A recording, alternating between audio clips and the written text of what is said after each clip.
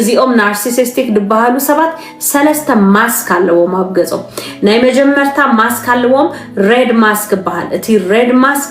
ብጣዕሚ በቃ ፍቅሪ ላቭ ቦምብ ድገብሩሉ it's all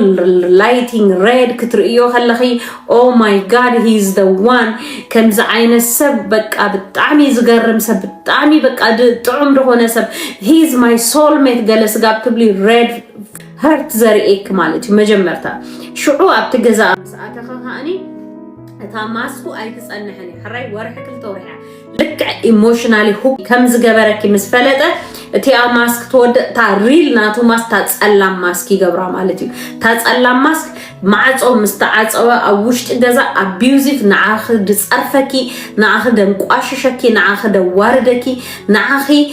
ክብሪ ደሂበኪ ንዓኺ ደሃርመኪ ሰብ ኣይኸውን ኣብ ደገ ክወጽእ ከለሁ ግን ጻዕዳ ማስክ ኣሎ እቲ ጻዕዳ ማስክ ከኣኒ ብጣዕሚ ፒስፉል ቤተ ክርስቲያን ደኸይድ ቤተ ክርስቲያን መድረኽ ወጽኡ ደገልግል ንሰባት ንድኻታት ድብልዕ ንሰባት ድተሸገሩ ዝረድእ ኣብ ኮሚኒቲ ዘሎ ሰባት ኦ ማይ ጋድ እሱማ ድብሉሉ እዚ ሰብ አያሱሲ ዝብሉ ማለት እዩ ሕጂ ስኺ ኣብ ኮንፊውዥን ተኣትዊ እዚ ሰብ አይሲ ሓቆም እዮም ጥዑይ እንዲ ነይሩ ኣነ ገለገረ እምበረ ንሰባት ኣብ ደገ ኸኣኒ ብጣዕሚ እንዲ ጥዑይ እስከ ነዚ ሰብ ከኣኒ ኣነ ክፍትን ክመልሶ ክፍትን ትብሊ እስኸ ተሓልፊ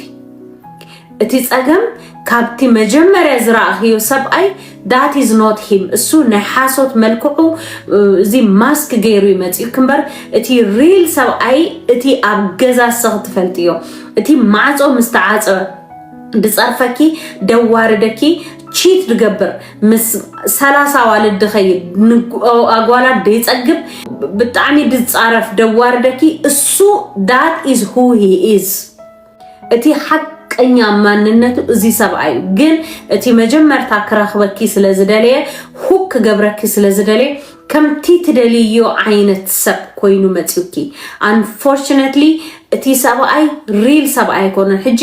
እስኺ ቀልጢፍኪ እንተዳዘ ነቅሕኪ ቀልጢፍኪ ንህይወትኪ እንተዳዘ ወሲንኪ ነቲ መጀመርታ ዝራእኺዮሞ ዘየለ ሰብኣይ ንዑ ክትደልዮ ትነብሪ